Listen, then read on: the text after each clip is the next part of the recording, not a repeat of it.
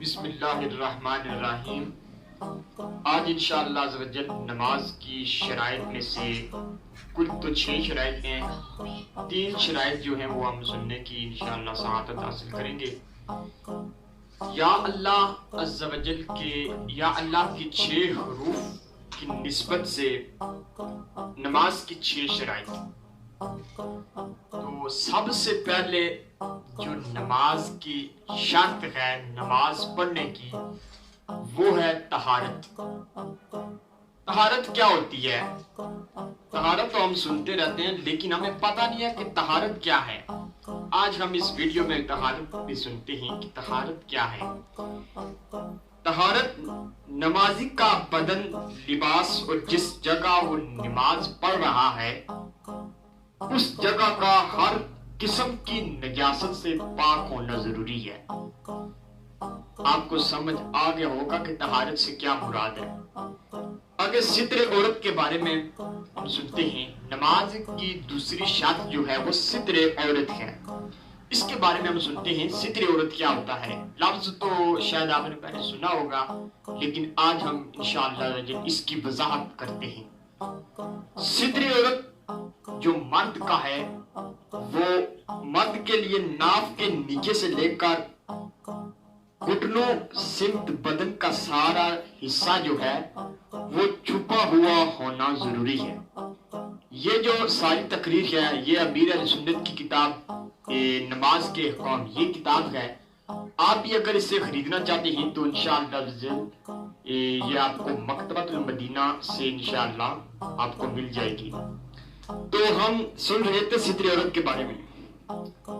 ستر عورت کے بارے میں سنا کہ مرد کے لیے ستر عورت کیا ہے، وہ ناف کے نیچے سے لے کر گھٹنوں سے بدن کا سارا حصہ چھپا ہونا چاہیے۔ اور عورت کا بھی ہم سن لیتے ہیں، ویڈیو تو جو بن رہی ہے عورتیں بھی سنتی ہیں ویڈیو، ان کے لیے بھی ہم سماعت فرما دیتے ہیں۔ عورت کے لیے جو ستر ہے وہ کل 5 اعضاء ہیں۔ وہ ہم سنتے ہیں کون سے ہیں۔ منہ کی ٹکلی، دانوں، ہتھیلیاں اور دانوں پاؤں کے تلوے کے علاوہ سارا جسم چھپا ہونا نماز کے لیے لازمی ہے۔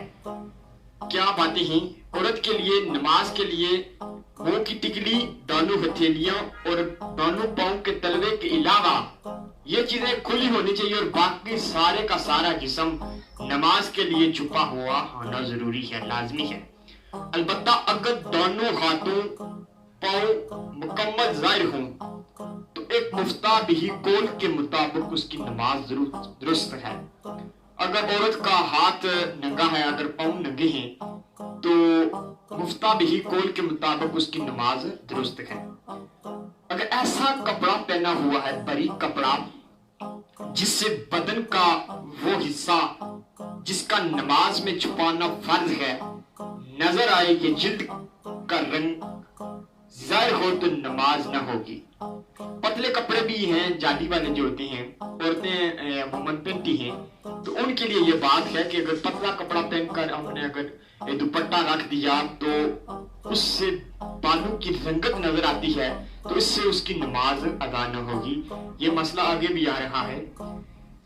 آگے کہتے ہیں کہ موٹا کپڑا جس سے بدن کا رنگ نہ چمکتا ہو مگر بدن سے ایسا چپکا ہوا ہو کہ دیکھنے سے عوض کی حیت معلوم ہوتی ہو، ایسے کپڑے سے گچا نماز تو ہو جاتی ہے مگر اس عوض کی طرف نگاہ کرنا جائز نہیں ہے۔ جیسے پینٹ شرٹ ہوگی، اس کو پہن کر نماز تو ہو جاتی ہے، نماز ہمارے اگر پڑھی تو نماز تو ہو جاتی ہے، لیکن جو دیکھنے والے حضرات ہیں ان کے لیے تھوڑا سا خطرہ کا باعث ہوگا، ان کے لیے جائز نہیں ہے کہ اس کی طرف نگاہ کرے۔ آگے وہی مسئلہ آ گیا، ایسا لباس عورتوں کے لیے لوگوں کے سامنے پہننا منع ہے، جو لوگ ہیں ان کے سامنے پہننا منع ہے اور عورتوں کے لیے بدرجہ اولا ممنوع ہے۔ بعض خواتین باریک چادر میں نماز کیا کرتی ہیں پڑھتی ہیں، باریک چادر اڑا کر نماز پڑھتی ہیں جس سے بالوں کی سیاہی نظر آتی ہے، تو اس سے ہم نے مسئلہ بیان کیا، یہ کتاب میں بھی لکھا ہوا ہے کہ اس سے نماز جو ہے نا وہ ادا نہیں ہوتی۔ اس کے بعد تیسرا جو ہے نماز کی شرائط میں سے استقبال قبلہ، وہ ہم انشاءاللہ سن لیتے ہیں۔ استقبال قبلہ سے کیا مراد ہے؟ یعنی نماز میں قبلہ یعنی قبلے کی طرف، کعبہ کی طرف منہ کرنا۔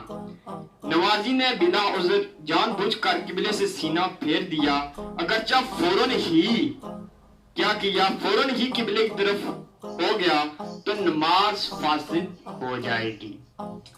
اگر بلا قصدن جان بوجھ کر پھر گیا اور بقدر 3 بار سبحان اللہ کہنے کے وقت سے پہلے واپس قبلہ رخ ہو گیا تو نماز فاسد نہ ہوگی۔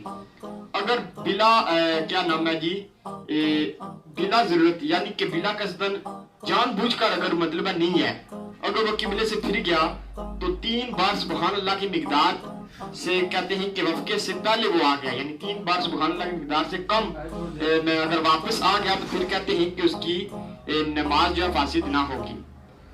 تو پھر کہتے ہیں کہ اگر صرف منہ قبلے سے پھرا تو واجب ہے کہ فوراً قبلے کی طرف منہ کر لے اور نماز نہ جائے گی، مگر بلا عذر ایسا کرنا مکروہ تحریمی ہے۔ یہ ساری وضاحت استقبال قبلہ کے بارے میں ہے۔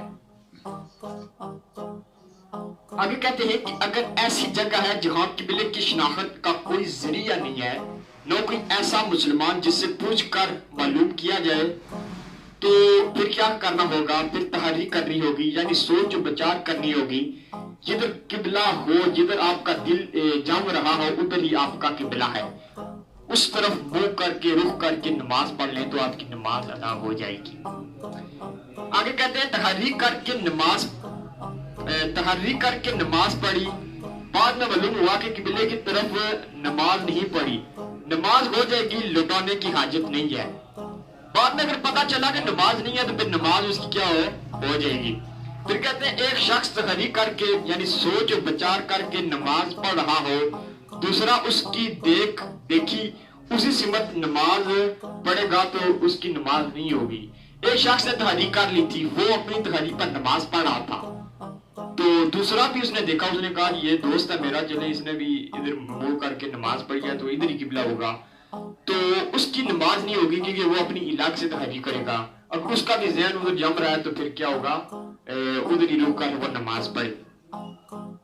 تو یہ تھی ہماری استقبال قبلہ کی وضاحت۔ آج ہم نے طہارت اور ستر عورت اور استقبال قبلہ کے بارے میں سنا، تو انشاءاللہ اگلی ویڈیو میں جو آگے 3 رہ گئی ہیں، وقت، نیت اور تکبیر تحریمہ، اس کے بارے میں انشاءاللہ اگلی ویڈیو میں سنتے ہیں۔ اگر آپ کو ویڈیو اچھی لگی تو پلیز چینل کو سبسکرائب کر لیجئے گا اور ویڈیو کو لائک کر لیجئے گا۔ اگر کوئی غلطی ہو گئی تو میں آپ سب سے معذرت کرتا ہوں۔